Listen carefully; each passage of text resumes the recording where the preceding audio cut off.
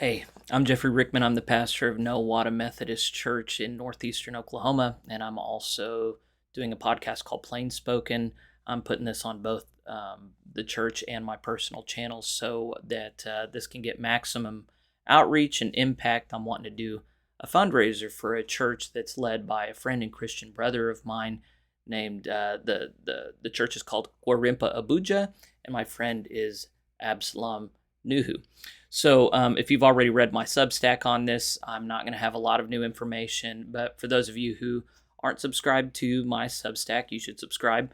But I wanted to tell you a little bit about Absalom and his church in Abuja, Nigeria, and see if maybe I could mobilize some friends from inside of the church and in the Church Catholic to maybe share some of your gifts with a church that could really do a lot of good with it.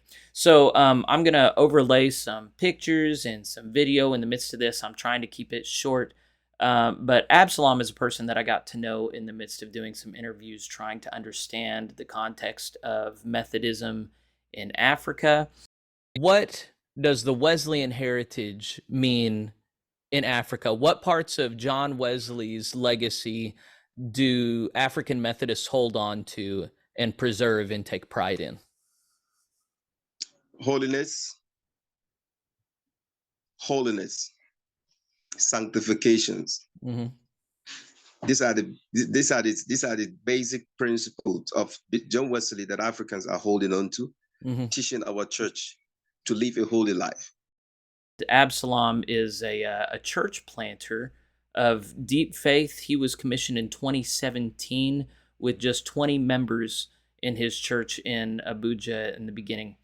Over the course of just a couple of years, he was able to gain a church building and fill it with about 500 worshipers on average every Sunday. As the leadership class of Abuja, I've spent a lot of time and energy trying to understand the context there, and I'm sure any locals who listen to me will be like, "This guy's an idiot." But the ruling class in northern Nigeria, where they are, is Muslim. You'll recall if you pay attention to the international news, Nigeria, it's not just the most populous nation in Africa. It's also a nation with a lot of conflict between Christianity and Islam. In the north, Islam is predominant, and that predominance is felt around. So Absalom, in planting his church, it was an uphill battle against the culture. He's dealing mostly with younger, lower income, blue collar workers that are kind of under the heel of the local leadership class, and they really need a church, and they had one. But on August 4th of last year, Absalom's church building was bulldozed in the middle of the night by the local government under the auspices of what's called the Federal Capital Development Authority, which seems to be hostile to Christianity. The reason I say that is they demolished 3 other churches at the time and no mosques. There is no redress. There is no kind of eminent domain like we have in America. If the government demolishes something, they have to give fair market value on something like that. Apparently, nothing like that is in place in Nigeria. So they worshipped on those grounds, and then they were given land in what's called the Papal Lands. It's owned and managed by the Christian Association in Nigeria.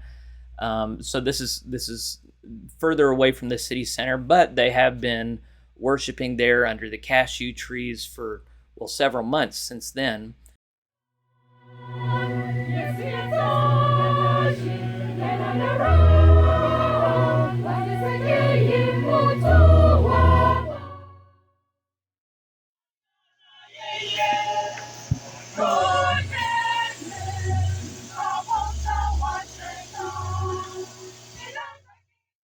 Jesus. Amen.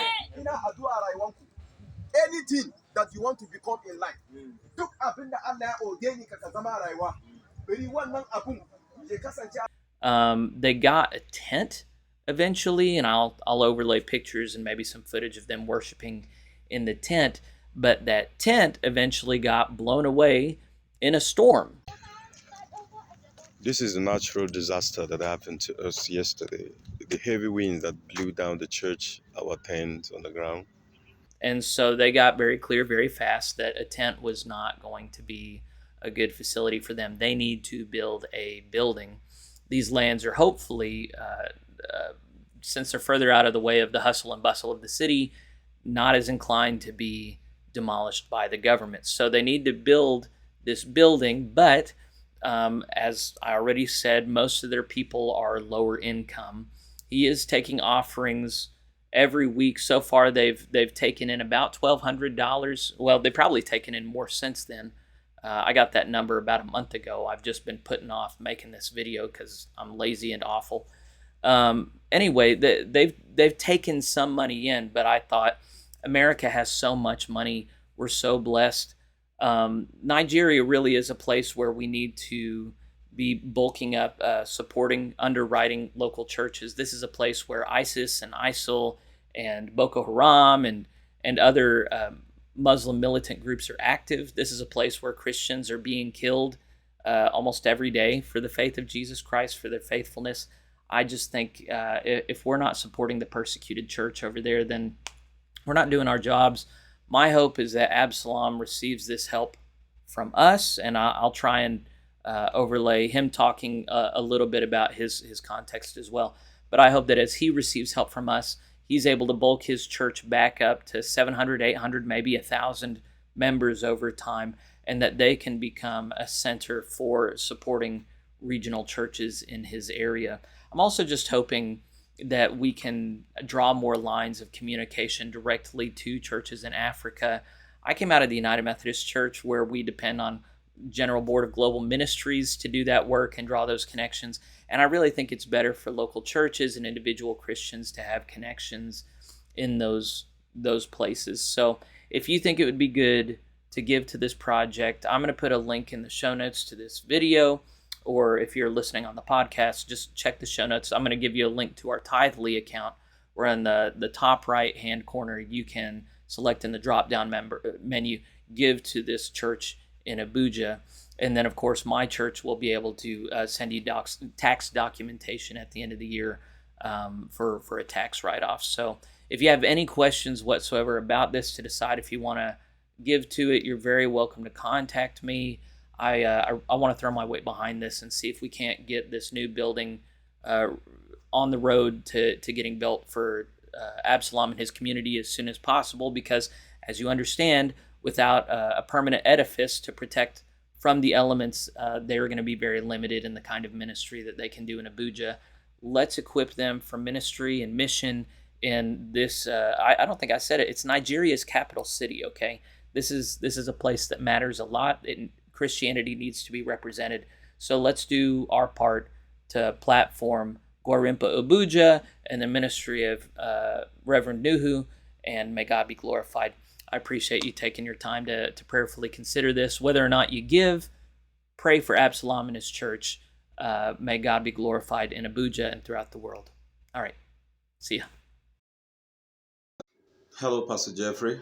Thank you so much. God bless you. Good evening, Nigerian time here. I hope you're doing great with your family, and how's the ministry? Thank you so much.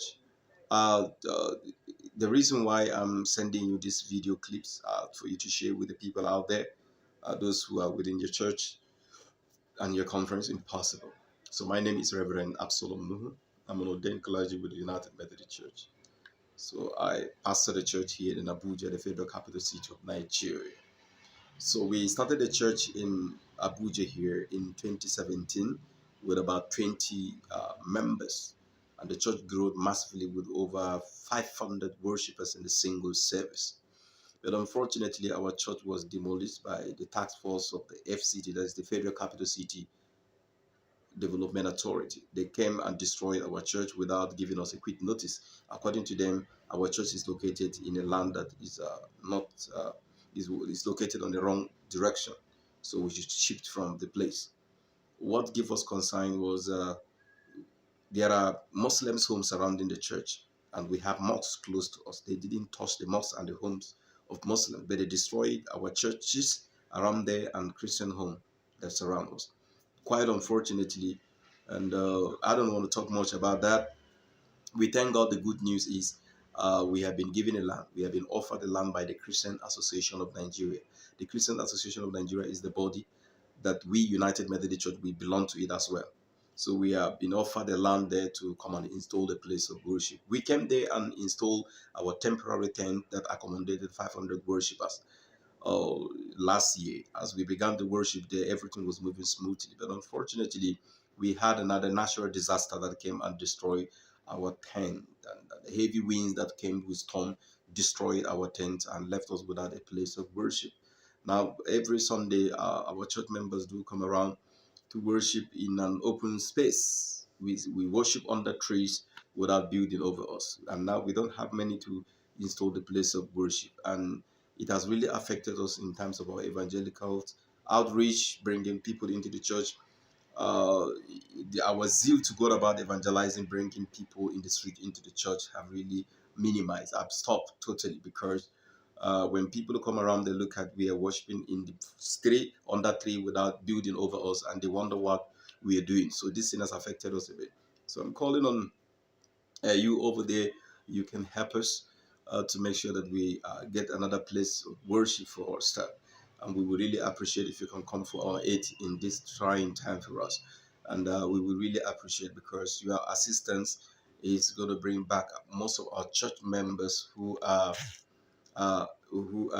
not coming to church because of the incident that occurred, and those who are in the street are not coming to church. We are about to evangelize. It will fasten our move to bring them into the church so that we can worship, because this is the mission agenda of the church. So this will help us a lot. So we thank you so much for hearing our story. If there's anything you want to hear, you can contact me. I can give you details about everything that's happening to us. And for now, we are expecting assistance to come from everywhere. And our Bishop, John Wesley Johan of Nigerian Episcopal area, is aware of our incidents. He even sent us kind of a little assistance, and we appreciate it. So whatever you do, whatever you're trying to do to help us, you're highly welcome. Thank you so much, and God bless you. I'm looking forward to communicate with you again. Thank you.